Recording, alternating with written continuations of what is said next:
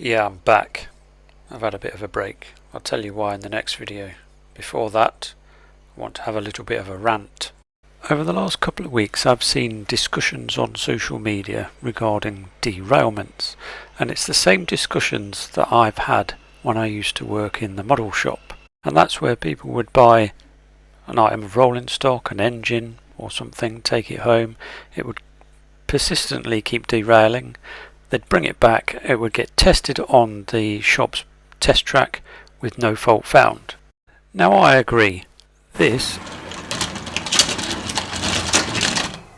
is probably the worst sound you can encounter while operating a model railway. Long gone are the days of lemur wagons and engines that had so much play and flanges that were that deep it was virtually impossible to derail them. But today, with the tolerances getting smaller and smaller, we need to be a bit more vigilant when we're laying track. None of us are experts when we first start out, and we all have to learn somewhere. I learn off of somebody that has now been on the model railway exhibition scene for more than 50 years. We'll see more of him in a future episode. We can help reduce the amount of derailments that we get even before we've laid any track. I built this demonstration baseboard to accentuate some of the common problems encountered in model railways. Woodwork isn't one of my strong points, and as we can see here we've got about a 2mm discrepancy on one of the cross members. Now 2mm doesn't sound very much, but when we screw our baseboard top on, that 2mm has now amplified itself into about 5mm over about 2 feet. Again, that doesn't sound very much, but when we start laying track on top of that, any little perfections that we've encountered laying the track, especially on corners and curves, that will almost certainly result in a derailment. In my opinion, plywood is the best baseboard top that you can get, and the thicker the better. I would try to steer clear of the softer woods, MDF and chipboard, because they're more prone to warpage. And as we've already seen, a warped baseboard top will lead to derailments. Now the debate about whether to lay track on cork sheet is an ongoing one, and it has been for as long as it's been around. So I spy with my critical eye some of the common mistakes that I see with track laid on cork.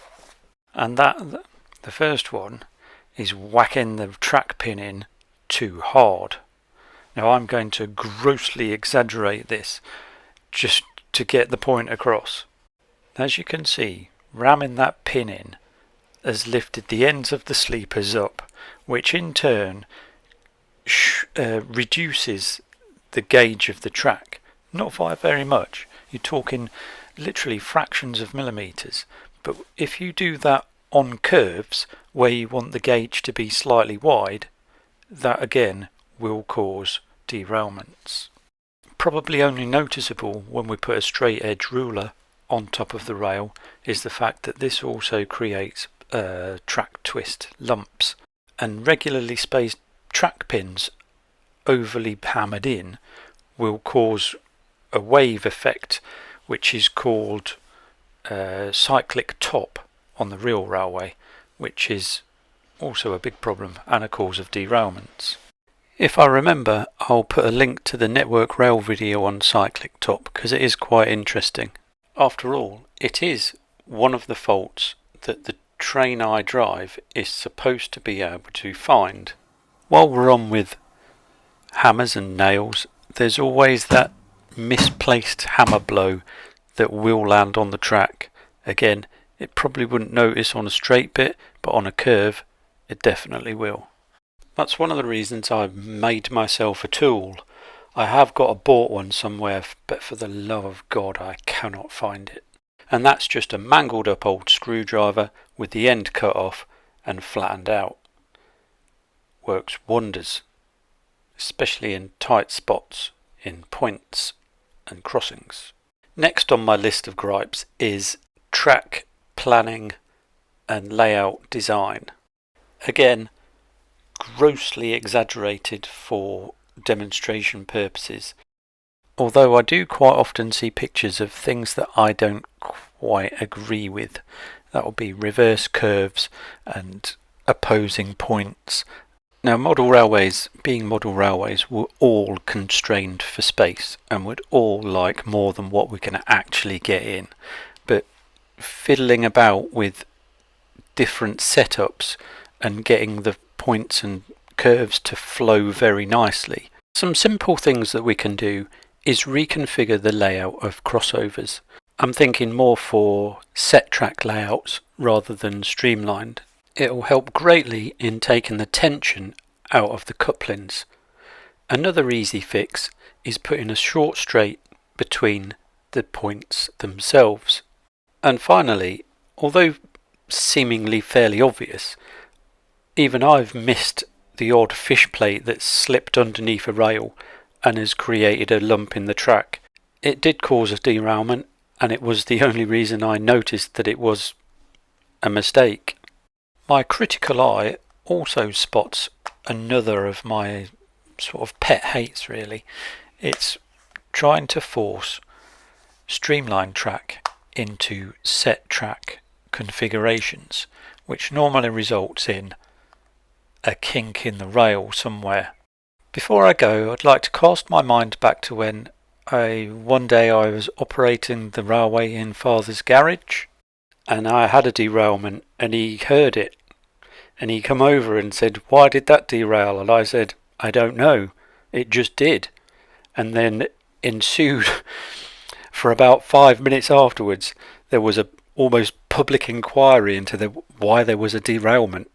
I guess that's one of the reasons why he was so successful on the model railway exhibition scene. And finally, you'll know that I have quite a lot of kit built stock on my railway, and I keep going on about how important it is for all four wheels to be dead flat, dead level. Well, this is the reason, really. It helps mitigate derailments. Any little imperfections in the track, an unbalanced wagon, coach, engine will find it and will derail. Like so many other things in real life, there's seemingly never one direct cause for any accident or incident. It's normally made up of 2 or 3 minor imperfections which can create catastrophic disasters.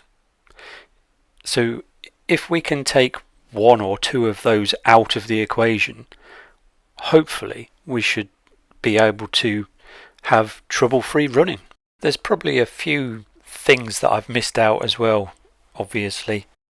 But if you can think of something else that makes trains derail model railways wise, leave a comment in the section below. I'll be back to uploading regular content very soon, hopefully in the next day or so. In the meantime, thanks for watching. I'll see you very soon.